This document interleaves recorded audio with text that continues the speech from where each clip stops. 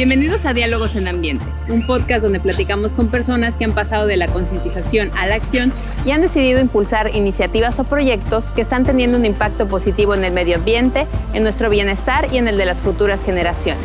Si quieres saber cómo adoptar hábitos más sostenibles y te gustaría conocer a quienes se han atrevido a impulsar un cambio, quédate con nosotros y déjate inspirar por estas historias.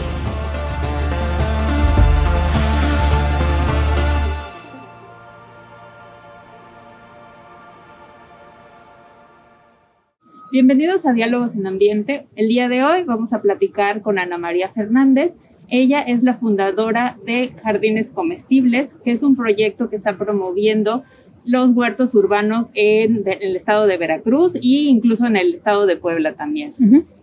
Pues realmente, Ana María, muchísimas gracias por recibirnos. No, gracias Estamos a ustedes. aquí en el huerto de Ana María. Acá hay una azotea donde realmente estamos sintiendo un fresco muy rico por acá. Ana María pues es bióloga, ella es bióloga, estudió una maestría en ciencias en ingeniería ambiental. Así decías, es, ¿verdad? sí, justo. Quisiera que me contaras un poquito también, Ana María, cómo fue que se te ocurre este proyecto de jardines comestibles. ¿Qué inquietud a lo mejor tenías tú que te hizo pues nacer a este proyecto, ¿no? Bueno, gracias por la invitación.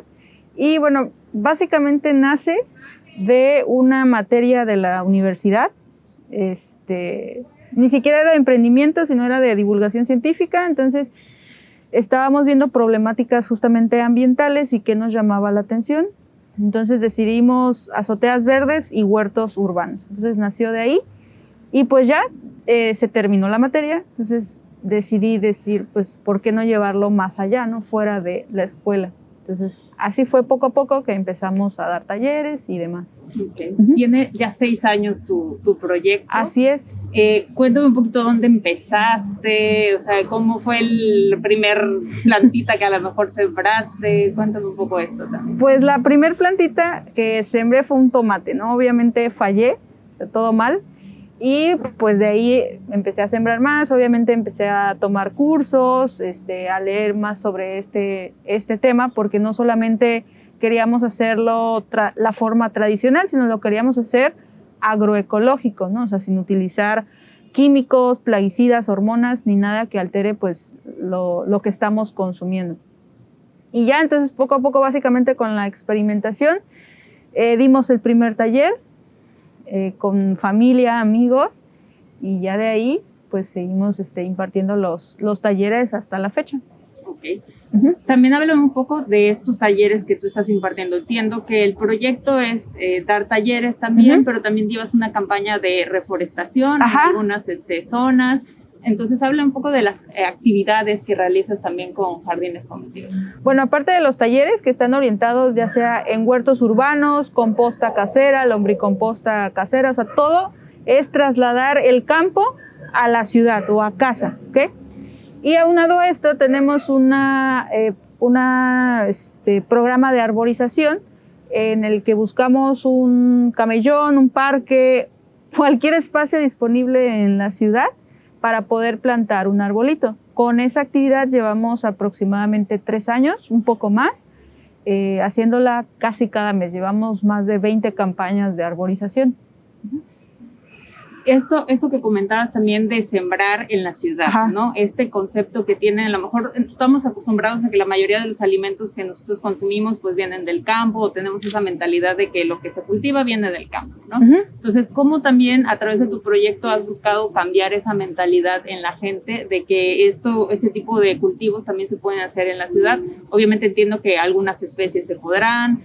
Entonces, no sé cómo ha sido este trabajo también de concientizar a la gente en este sentido. Pues sí ha sido lento, o sea, poco a poco, empezando con las especies más fáciles para que también no nos frustremos de que empezamos con algo muy difícil y ya no queremos hacer nada, sino con especies aromáticas, condimentarias, y ya las personas, la gente ve que sí se le está dando, o sea, que ya se están ahorrando comprar el cilantro o el perejil, y ya poco a poco empiezan a avanzar con otras hortalizas. Entonces, y obviamente tal vez con el ejemplo de que, miran, en esta maceta podemos tener este tipo de lechugas o este tomate. Entonces, un poco con el ejemplo que no necesitan esa tierra o suelo directo para poder cultivar.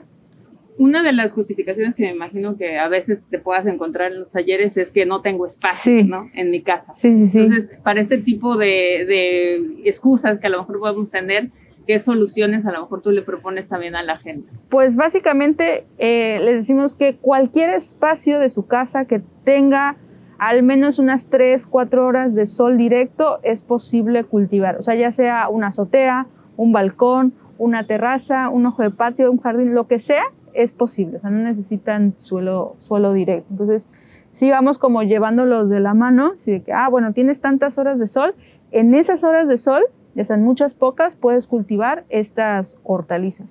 Y así los vamos llevando un poco, los vamos encaminando, ¿no? En todo el proceso. ¿Qué es lo que normalmente se siembra más en los talleres que dan ustedes también? De básico son las aromáticas, romero, menta, hierbabuena, perejil y esas, pero ya las hortalizas serían tomates, chiles, rábanos, pepinos y melones. Y jamaica también la plantamos mucho. Oye, también quisiera que me contaras un poquito, entiendo que estos 6 años te habrán tocado de todo, ¿no? O sea, cosas buenas, cosas malas, entonces no sé también cuál ha sido como el mayor desafío que has tenido que enfrentar a la hora de llevar a cabo este proyecto que pues no es tan común, este tipo de huertos en una ciudad, ¿no? Entonces, ¿cuál ha sido tus mayores desafíos? Pues creo que el primero fue que, bueno, no había nadie, no existía como esto aquí en Veracruz y fue como darse a conocer, o sea, cómo le digo a la gente que pueden cultivar en casa, libres de químicos. Entonces, más que nada, así como que persistiendo, o sea, ser persistente en esta actividad y pues luego enseñarle a la gente que no tengo un espacio, o sea, ¿cómo, no? Me vas a enseñar, pero no tienes un espacio. Entonces, esa parte ha sido como la más complicada. Uh-huh. Cuando tú iniciaste, o sea, nos contabas un poquito antes de empezar a grabar el podcast que espacio que tienes ahorita no lo tenías cuando empezaste, ¿no? No. Entonces cuéntanos dónde empezaste y cómo llegaste a la decisión de tener este espacio pues, y ocupar esta parte de tu básicamente casa. En el garage hay una parte que recibe un poco de luz, pero antes teníamos una mesa de cultivo en la calle, así literal en la calle, ahí poníamos los tomates y demás. Pero bueno, pues siempre se llevaban las plantas, entonces estaba como imposible luchar con eso y fue que decidimos pues ya llevarlo acá a la azotea, que hay un poco más de espacio. Pero sí fue con tiempo, ¿no? Traer toda la tierra, construir las mesas, entonces fue poco a poco. También, ¿cuál ha sido como tu mayor satisfacción a lo mejor a la hora de dar estos talleres o de realizar estas campañas de reforestación que ustedes realizan? ¿Alguna, no sé, algo en particular o a lo mejor alguna reforestación que digas, esta reforestación nos ha quedado increíble y ha sido sostenible también el tener este proyecto, ¿no? Pues, de la parte difícil, así como que también nadie toma en serio los proyectos ambientales o tal vez nadie quiera invertir o pagar por ello, así como que, no, pues tienen que ver esa parte. Entonces, bueno, empezamos a dar los cursos y de verdad después de cada curso damos seguimiento a los alumnos. Entonces nos mandan fotos de lo que ellos estaban cultivando, cosechando. Entonces eso es lo más grato. Y de las arborizaciones, pues sí hubo una que arborizamos todo Urano, casi toda la avenida Urano, y participaron casi 100 personas. Y se plantaron 400 arbolitos. Esa fue como que la más concurrida. Pero de exitosa, ese no tiene mucho. Fue que se plantaron los arbolitos en un cierto parque en Boca del Río. Tenían 1 metro de altura y con el seguimiento y todo, ya ahorita tienen 4 metros. O sea, ya son árboles que brindan sombra, que están trabajando sin problema. Entonces, sí es posible. Hay veces que pensamos, voy a plantar un árbol, de aquí a que obtenga un beneficio, porque pues es lo único que pensamos. Pensamos que son 10, 30 años y pues en poquísimo tiempo ya tenemos un árbol súper grande. Entonces sí es muy grato. ¿Qué le dices normalmente a la gente que te dice esto, no? Así de que es que si siembro un árbol los beneficios van a tardar mucho tiempo. También ¿qué impacto a lo mejor ambiental o qué servicio ambiental nos puede dar el tener un árbol desde el minuto que lo sembramos? Bueno, primero es pensar, o sea, no pensar como en el bien personal, sino en el bien común. O sea, no solamente me van a beneficiar a mí, sino a toda la comunidad. Y ya un árbol desde que se planta, pues empieza a brindar servicios ambientales, ¿no? Pues primero puede ser capturar dióxido de carbono y transformarlo en oxígeno. Conforme va creciendo también son filtradores, o sea, entre más cobertura vegetal hay en la ciudad, menor riesgo de inundaciones, pues ya va creciendo, disminuye la temperatura, son muchos los beneficios, aparte son hábitat pues de ciertas especies. Entonces, lo que queremos también fomentar en estas arborizaciones es llenar esas manchas y poder crear corredores biológicos, ¿no? En estas arborizaciones que decías, también hablabas un poquito anteriormente, también antes de que empezáramos a grabar, de la importancia de que la gente sepa qué sembrar, ¿no? De qué ciertas especies sembrar. Normalmente, ¿cómo educas a la gente para que escoja las especies adecuadas para el lugar donde va a sembrar, ¿no? Bueno, en el caso de las arborizaciones llevamos ya los árboles, pero sí les damos la plática, ¿ok? ¿Por qué plantar árboles que son originarios de mi región, o sea, de Veracruz o de la región en la que estés? Les explicamos los beneficios y por qué no plantar especies exóticas. Entonces ya les damos toda la dinámica y ya nos empiezan a preguntar, oye, ¿qué arbolito puedo sembrar en mi banqueta o en este parque? Porque aparte de que sean nativos, pues tienen diferentes tamaños, ¿no? Diferentes portes, entonces pues es importante conocer cuál es el adecuado. Por ejemplo, aquí en Veracruz, algunos especies que a lo mejor se han convertido en una plaga y que al final terminan haciendo más daño que bien al medio ambiente y a las estructuras también urbanas. ¿Alguna especie que recuerdes en particular? Sí, bueno, son varias. Uno es el ficus, que en los 90 estuvo muy de moda, que le hacían formas de casitas y así. Ese trae mucha plaga y sus raíces son superficiales, o sea, van rompiendo banquetas y no soportan los nortes. De ahí está el neem. El neem se volvió muy famoso. Planta un árbol de neem y vas a eliminar los mosquitos. ¿Y qué pasa con el neem? Que sus raíces son tan, digamos, agresivas que empiezan a competir con las especies locales, o sea, robarle nutrientes, acidifican los suelos. Entonces, tal vez creemos que estamos haciendo un beneficio plantando un arbolito, pero puede llegar a ser contraproducente. Sobre todo cuando se eleva la población de ese árbol. O sea, no pasa nada entre diversidad, sino hemos visto que hacen campañas y en un solo camellón 100 árboles de neem. Entonces ahí es cuando vienen los problemas. Y bueno, hay más también en Veracruz. Las casuarinas, que le dicen la pinera, todas esas también no son nativas y sí, pues llegan a ser un problema. Al final la gente siembra, digamos, porque no conoce realmente cuál es la más adecuada. Cuál es la adecuada, no solo tal vez para el ambiente, sino para, pues si estás en casa y no sabes si ese árbol rompe banquetas o tiene raíces superficiales, pues también puede ser un daño para nosotros, ¿no? Para la estructura de nuestra casa. Hace rato comentabas un poquito sobre, a veces la gente no cree tanto en los proyectos ambientales, ¿no? Y es difícil encontrar apoyo. ¿Quién en estos 6 años a lo mejor han sido, pues, aliados de tu proyecto y que te han permitido y que han creído también en el proyecto para que sigas el día de hoy, pues, impulsándolo, ¿no? Pues, primero, los compañeros, los que conforman Jardines Comestibles y que creyeron en el proyecto. Y pues de ahí sí fueron años tal vez de que pues ninguna empresa ni nada. Entonces justamente en estas arborizaciones como que nos empezamos a dar a notar, por así decirlo, y fue que nos empezaron a contactar pues ciertas, no muchas, pero ciertas empresas que nos han ayudado y que han creído en nosotros, ¿no? O sea, apenas. Y en estos momentos, en esos momentos en que a lo mejor dices, no encuentro pues como un canal o alguien que me ayude realmente, ¿cómo mantenías tú esa motivación del proyecto? Lo voy a sacar adelante, pues. Pues es que la verdad sí nos apasiona mucho lo que hacemos, o sea, hay veces que decíamos, no vamos tal vez a cobrar, o sea, nada, sino pues con pasión, ¿no? Pero pues tampoco se vive así de, pues, por amor al arte, entonces pues sí creíamos que en un punto estas arborizaciones iban a tener un beneficio, ¿no? Tanto ambiental como que otras empresas o las mismas personas replicaran esta actividad.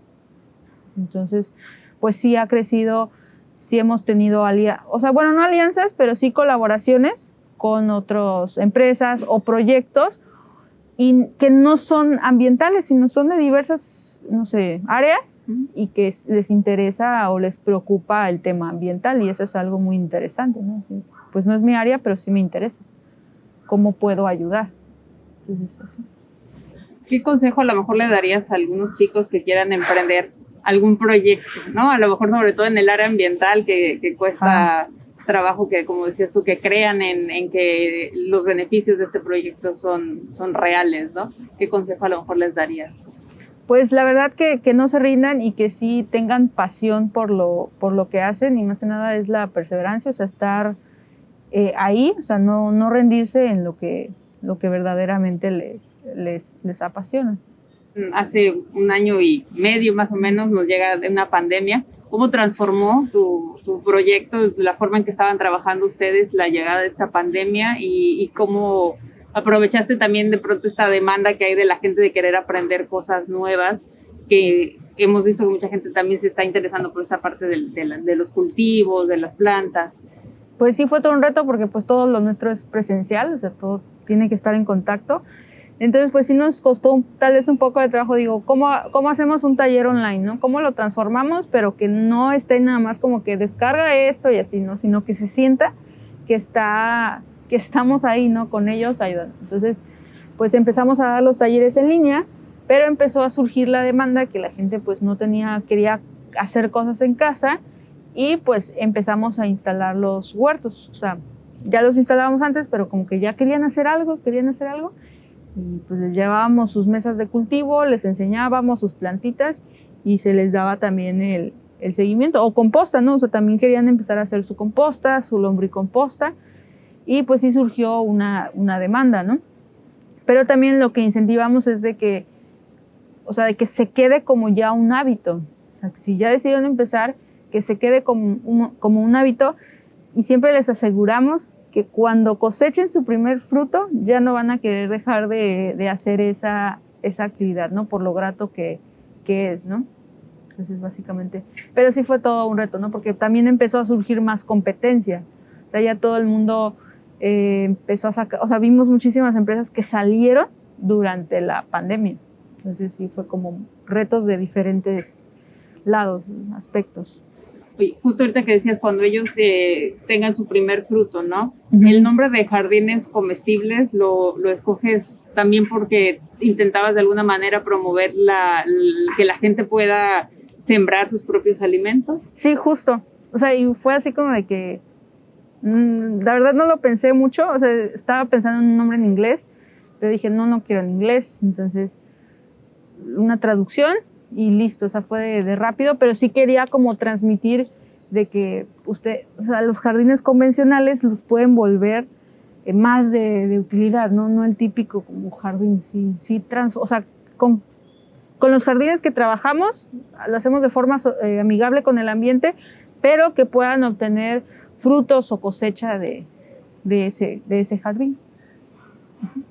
Bueno, ya como para ir cerrando, a lo mejor si tuvieras la oportunidad como de regresar y platicar con la Ana de hace 6 años cuando estaba empezando este proyecto, a lo mejor qué consejos le darías también para que pudiera sacar adelante este proyecto y otros emprendimientos que tú me contabas que anteriormente que también has hecho en la parte ambiental, ¿no? Pues que no tuviera miedo, igual que no se rindiera y pues tal vez no sé, o sea, confiar más en mí misma, ¿no? En lo que estoy haciendo, si es pues lo correcto, ¿no? Uh-huh. Porque pues sí tuve muchas dudas, ¿sí? ¿No? En un momento en que dije, no, ya quiero pues otra cosa, ¿no? O sea, siento que no va a rendir los frutos y pues sí estuve como varias veces a punto de declinar, ¿no? Uh-huh. Ya por último, dile también un poco a la gente por qué es importante este tipo de huertos urbanos que tú estás promoviendo a través de este proyecto, uh-huh. ¿Qué les pueden aportar a ellos también el tener un huerto urbano en su casa? Bueno, aparte de que es un ocio productivo, o sea, estamos generando van a conocer todo el proceso de la planta, o sea, desde la semilla hasta conocer cómo son las flores de la lechuga, o sea, que tal vez lo consumimos a diario, pero no sabemos cómo son, o las flores del tomate o de los chiles. Entonces vamos a conocer toda esa anatomía. Después también vamos a descubrir cuál es la verdadera calidad organoléptica de los alimentos. ¿Por qué? Porque pues tal vez lo del súper, no sé si les ha llegado a pasar, que no saben a nada, así como que esta zanahoria pues no me sabe mucho. Entonces, al cultivarlo en casa y de manera agroecológica, pues vamos a descubrir cuáles son esos verdaderos sabores, tal vez más intensos o más dulces o dependiendo. Y el último así beneficio es de que sabemos perfectamente qué nos estamos llevando a la boca, ¿no? Porque hemos trabajado pues también en el campo, o sea, del otro lado, y pues vemos toda la cantidad de agroquímicos, de insumos, o que son regados con aguas negras, aguas residuales. Entonces, al hacerlo esto nosotros o en casa, pues sabemos perfectamente qué sí y qué no le estamos agregando a nuestros futuros alimentos. También les decimos que el buen agricultor es el que trabaja para el suelo. O sea, no nos debemos preocupar mucho en la planta, sino teniendo un suelo saludable, pues solito va a crecer y a darse. Entonces, sí, nos enfocamos mucho en el cuidado del suelo, ¿no? ¿Y cómo dar este cuidado del suelo? Pues básicamente no agregándole también químicos, haciendo compostas, lombricompostas, o sea, estarlo nutriendo. Por ejemplo, haciendo acolchados, o sea, la protección que ustedes ven como cortezas, o sea, estamos cuidando que el suelo se erosione o se mineralice. Entonces, básicamente es aportándole esos nutrientes que le estamos quitando con nuestros cultivos, ¿no? Haciendo composta y lombricomposta, básicamente. Y todo esto lo pueden aprender en los talleres que ustedes Ajá, sí, en los talleres. ¿Cómo los pueden contactar también la gente? ¿Cómo se pueden acercar si están interesados en conocer o sumarse a estas actividades que ustedes están realizando? Y también me contabas un poco la campaña de reforestación, ¿cada cuánto tiempo la están haciendo? Sí, pues estamos en Facebook e Instagram como Jardines Comestibles. Y bueno, ahí publicamos todos los talleres y las campañas de arborización. Ahí lanzamos la convocatoria, o sea, básicamente la convocatoria es que vean la fecha, la hora para que se presenten. Nosotros llevamos todo lo necesario para la actividad.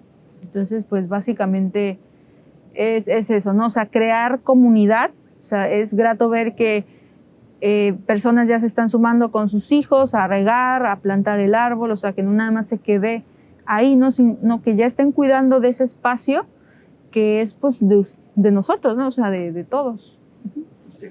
Le da continuidad a esta comunidad. Sí, porque pues los vecinos se preguntan, ¿y ustedes son de aquí? O sea, de aquí de la zona. Pues no, ya, pues se les hace raro, así de, pues ¿qué vienen a hacer aquí? Entonces así se han sumado, ¿no? Así, no, pues les platicamos y ya nos dicen, no, sí, justo tengo un arbolito, yo me voy a comprometer a regar, y ya o sea, les decimos, no, pues mándenos fotos, y sí ha resultado. Y esto hace que sea sostenible también. Sí, claro, sí, pues no podemos estar regando todos, pero sí ha dado frutos.